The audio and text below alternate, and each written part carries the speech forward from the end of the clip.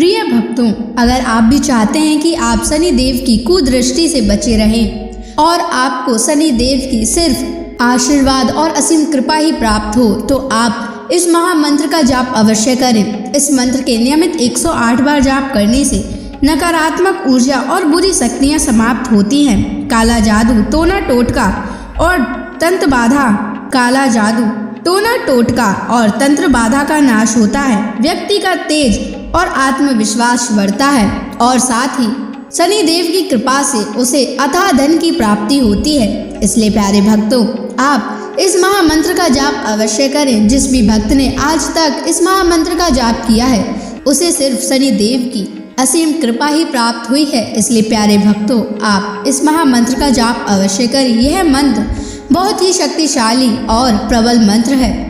इस मंत्र का प्रभाव तुरंत ही दिखाई देने लगता है और साथ ही आपका जीवन सुखद हो जाएगा। अगर आप शनि देव का आशीर्वाद प्राप्त करना चाहते हैं तो इस वीडियो को लाइक और चैनल को सब्सक्राइब जरूर कर दीजिए और कमेंट बॉक्स में जय शनि महाराज अवश्य लिख दीजिए। तो चलिए भक्तों, मंत्र का जाप करना प्रारंभ करते हैं। ओम ह्रीं सन शनैश्चराय सर्वदोष निवारणाय स्वाहा। ओम ह्रीं सन शनैश्चराय सर्वदोष निवारणाय स्वाहा।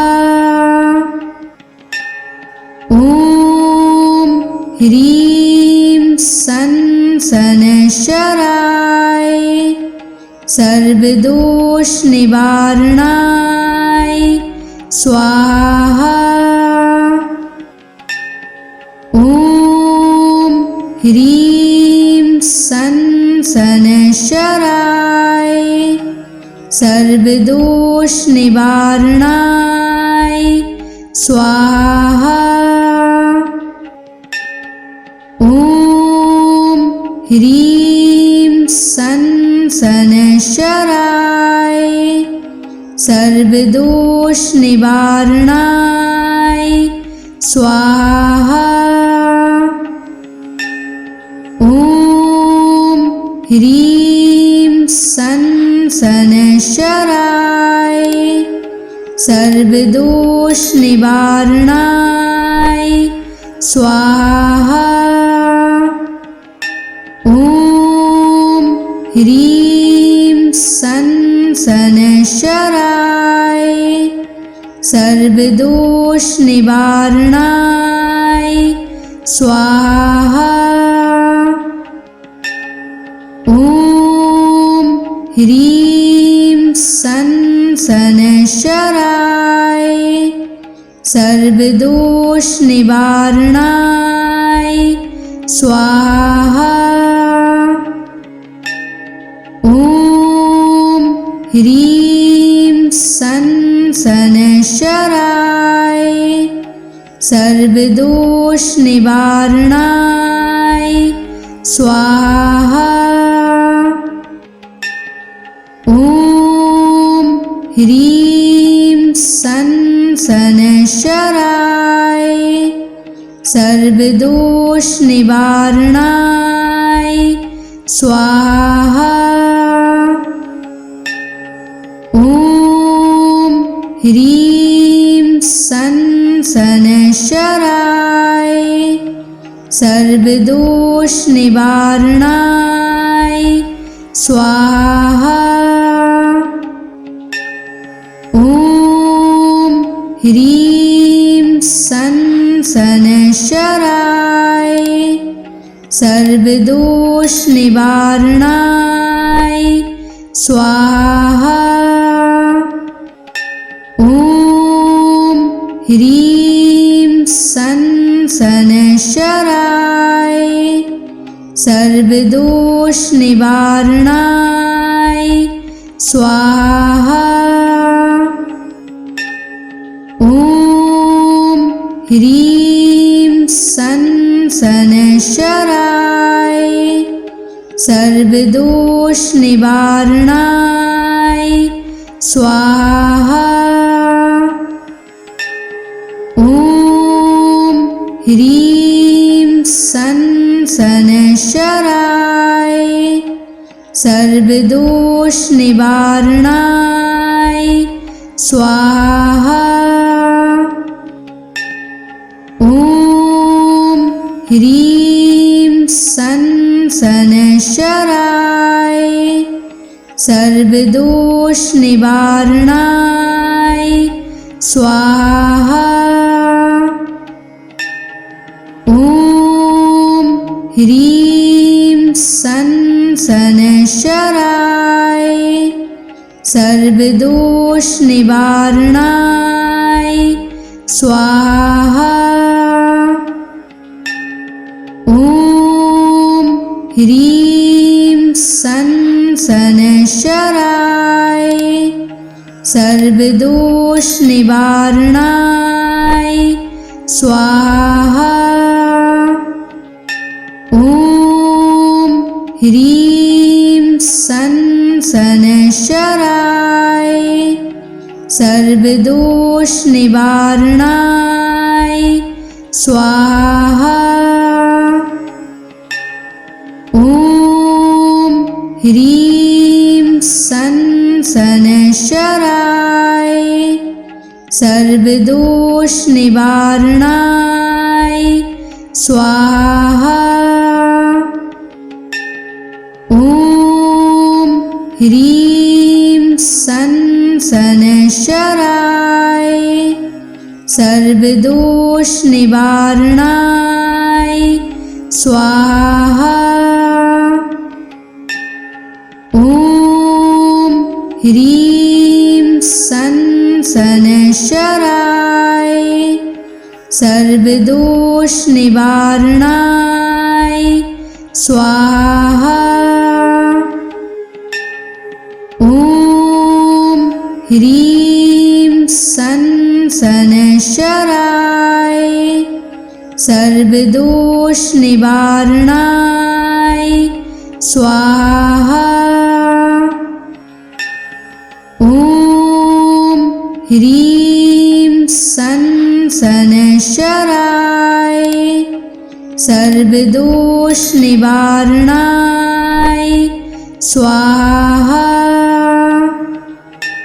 ॐ ह्रीं सन् शनैश्चराय सर्वदोषनिवारणाय स्वाहा। ॐ ह्रीं सन् शनैश्चराय सर्वदोषनिवारणाय स्वाहा। ॐ ह्रीं सन् शनैश्चराय सर्वदोषनिवारणाय स्वाहा।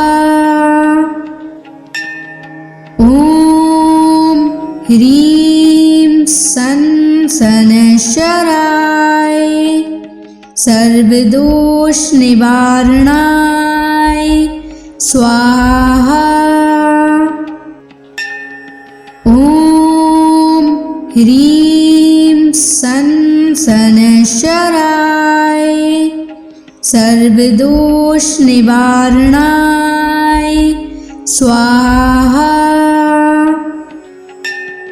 ॐ ह्रीं सन् शनैश्चराय सर्वदोषनिवारणाय स्वाहा। ॐ ह्रीं सन् शनैश्चराय सर्वदोषनिवारणाय स्वाहा। ॐ ह्रीं सन् शनैश्चराय सर्वदोषनिवारणाय स्वाहा। ॐ ह्रीं सन् सनशराय सर्वदोष निवारणाय स्वाहा। ॐ ह्रीं सनशराय सर्वदोष निवारणाय स्वाहा। ॐ ह्रीं सनशराय सर्वदोष निवारणाय स्वाहा। ॐ ह्रीं सनशराय सर्वदोष निवारणाय स्वाहा। ॐ ह्रीं सनशराय सर्वदोष निवारणाय स्वाहा। ॐ ह्रीं सनशराय सर्वदोष निवारणाय स्वाहा। ॐ ह्रीं सनशराय सर्वदोष निवारणाय स्वाहा। ॐ ह्रीं सनशराय सर्वदोष निवारणाय स्वाहा। ॐ ह्रीं सनशराय सर्वदोष निवारणाय स्वाहा।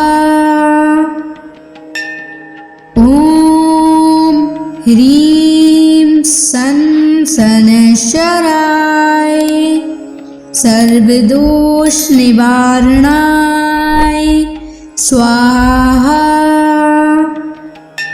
ॐ ह्रीं सनशराय सर्वदोष निवारणाय स्वाहा। ॐ ह्रीं सनशराय सर्वदोष निवारणाय स्वाहा। ॐ ह्रीं सनशराय सर्वदोष निवारणाय स्वाहा। ॐ ह्रीं सनशराय सर्वदोष निवारणाय स्वाहा।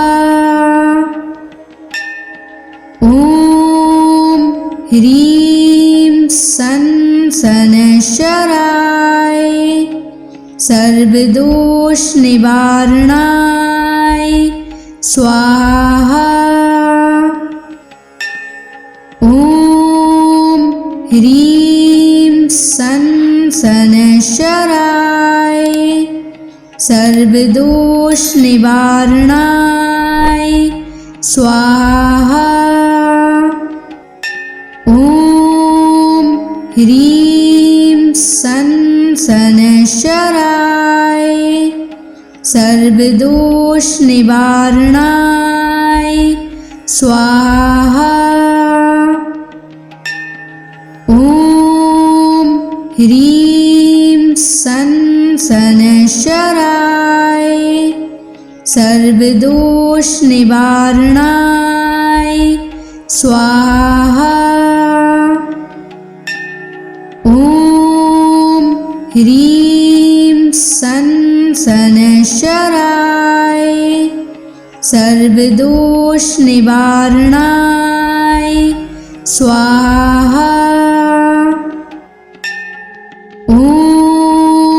ह्रीं सन शनैश्चराय सर्वदोष निवारणाय स्वाहा। ॐ ह्रीं सन शनैश्चराय सर्वदोष निवारणाय स्वाहा। ॐ ह्रीं सन शनैश्चराय सर्वदोष निवारणाय स्वाहा। ॐ ह्रीं सन शनैश्चराय सर्वदोष निवारणाय स्वाहा। ॐ ह्रीं सन शनैश्चराय सर्वदोष निवारणाय स्वाहा। ॐ ह्रीं सन शनैश्चराय सर्वदोष निवारणाय स्वाहा। ॐ ह्रीं सन शनैश्चराय सर्वदोष निवारणाय स्वाहा। ॐ ह्रीं सन शनैश्चराय सर्वदोष निवारणाय स्वाहा। ॐ ह्रीं सन शनैश्चराय सर्वदोष निवारणाय स्वाहा। ॐ ह्रीं सन शनैश्चराय सर्वदोष निवारणाय स्वाहा। ॐ ह्रीं सन शनैश्चराय सर्वदोष निवारणाय स्वाहा। ॐ ह्रीं सन शनैश्चराय सर्वदोष निवारणाय स्वाहा। ॐ ह्रीं सन शनैश्चराय सर्वदोष निवारणाय स्वाहा। ॐ ह्रीं सन शनैश्चराय सर्वदोष निवारणाय स्वाहा। ॐ ह्रीं सन शनैश्चराय सर्वदोष निवारणाय स्वाहा। ॐ ह्रीं सन शनैश्चराय सर्वदोष निवारणाय स्वाहा। ॐ ह्रीं सन शनैश्चराय सर्वदोष निवारणाय स्वाहा। ॐ ह्रीं सन शनैश्चराय सर्वदोष निवारणाय स्वाहा। ॐ ह्रीं सन शनैश्चराय सर्वदोष निवारणाय स्वाहा। ॐ ह्रीं सन् शनैश्चराय सर्वदोषनिवारणाय स्वाहा। ॐ ह्रीं सन् शनैश्चराय सर्वदोषनिवारणाय स्वाहा। ॐ ह्रीं सन् शनैश्चराय सर्वदोषनिवारणाय स्वाहा।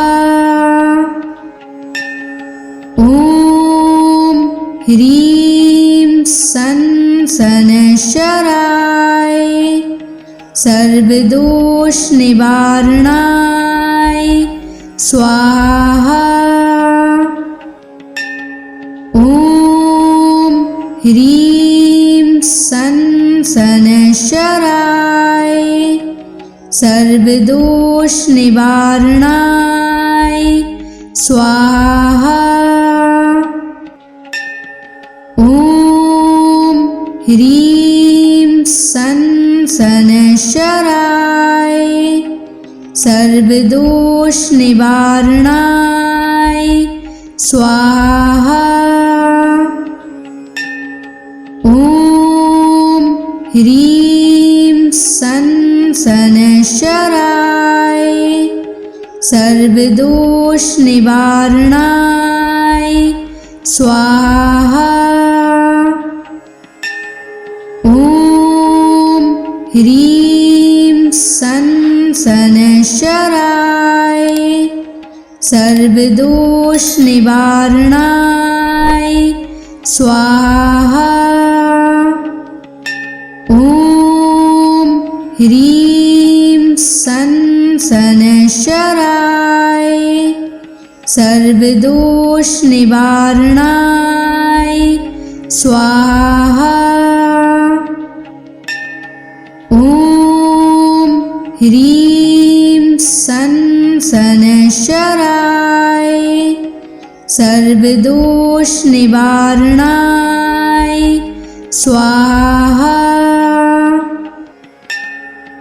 ॐ ह्रीं सन् शनैश्चराय सर्वदोषनिवारणाय स्वाहा। ॐ ह्रीं सन् शनैश्चराय सर्वदोषनिवारणाय स्वाहा।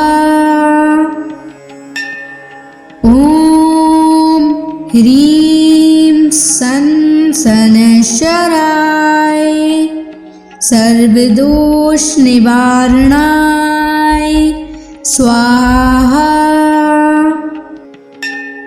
ॐ ह्रीं सन् शनैश्चराय सर्वदोषनिवारणाय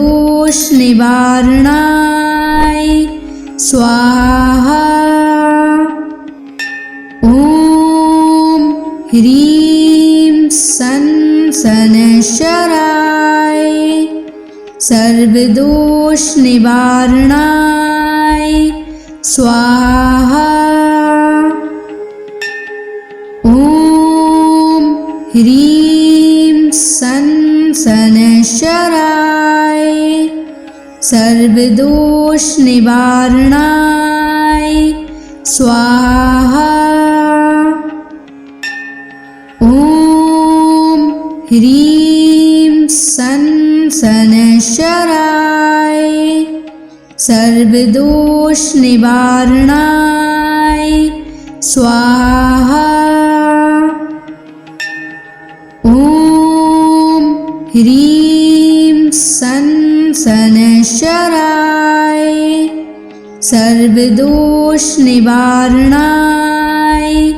स्वाहा। ॐ ह्रीं सन् शनैश्चराय सर्वदोष निवारणाय स्वाहा। ॐ ह्रीं सं शनैश्चराय सर्वदोष निवारणाय स्वाहा। ॐ ह्रीं सं शनैश्चराय सर्वदोष निवारणाय स्वाहा। ॐ ह्रीं सं शनैश्चराय सर्वदोष निवारणाय स्वाहा। ॐ ह्रीं सं शनैश्चराय सर्वदोष निवारणाय स्वाहा। ॐ ह्रीं सं शनैश्चराय सर्वदोष निवारणाय स्वाहा। ॐ ह्रीं सं शनैश्चराय सर्वदोष निवारणाय स्वाहा।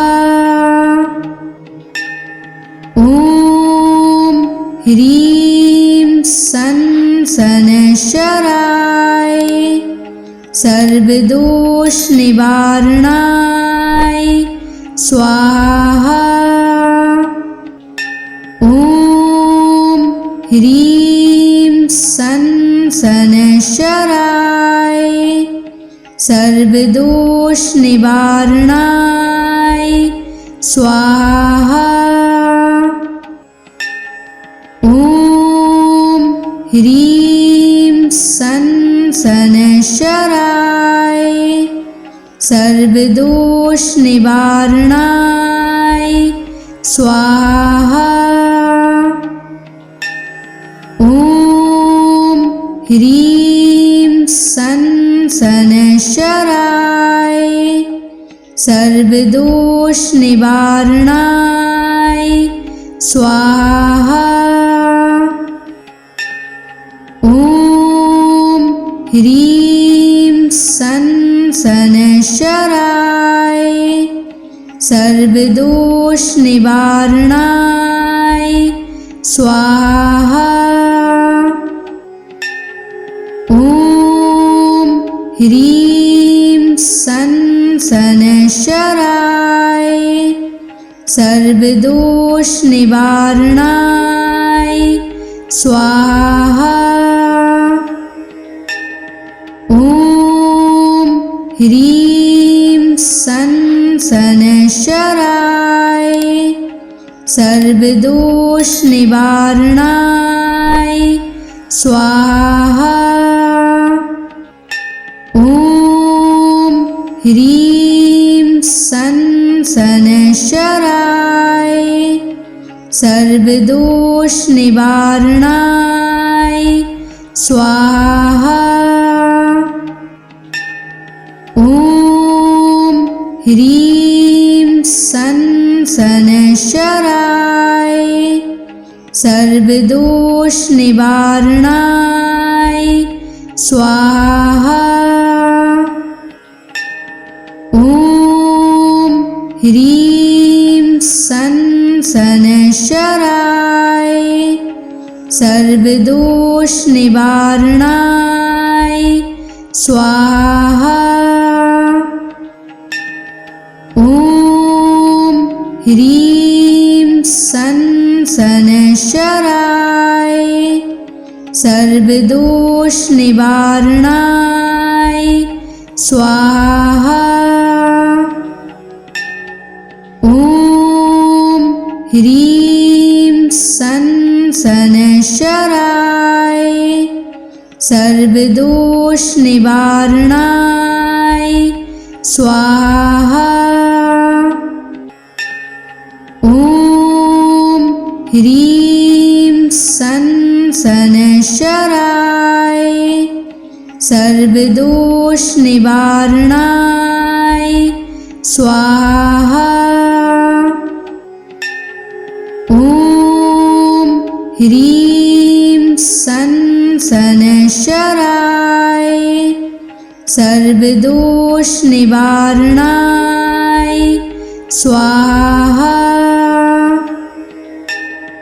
ॐ ह्रीं सन शनैश्चराय सर्वदोष निवारणाय स्वाहा। ॐ ह्रीं सन शनैश्चराय सर्वदोष निवारणाय स्वाहा। ॐ ह्रीं सन शनैश्चराय सर्वदोष निवारणाय स्वाहा। ॐ ह्रीं सन शनैश्चराय सर्वदोष निवारणाय स्वाहा। ॐ ह्रीं सन शनैश्चराय सर्वदोष निवारणाय स्वाहा। ॐ ह्रीं सन शनैश्चराय सर्वदोष निवारणाय स्वाहा। ॐ ह्रीं सन शनैश्चराय सर्वदोष निवारणाय स्वाहा। ॐ ह्रीं सन शनैश्चराय सर्वदोष निवारणाय स्वाहा। ॐ ह्रीं सन शनैश्चराय सर्वदोष निवारणाय स्वाहा। ॐ ह्रीं सन शनैश्चराय सर्वदोष निवारणाय स्वाहा। ॐ ह्रीं सन शनैश्चराय सर्वदोष निवारणाय स्वाहा। ॐ ह्रीं सन शनैश्चराय सर्वदोष निवारणाय स्वाहा। ॐ ह्रीं सन शनैश्चराय सर्वदोष निवारणाय स्वाहा। ॐ ह्रीं सन शनैश्चराय सर्वदोष निवारणाय स्वाहा। ॐ ह्रीं सन शनैश्चराय सर्वदोष निवारणाय स्वाहा।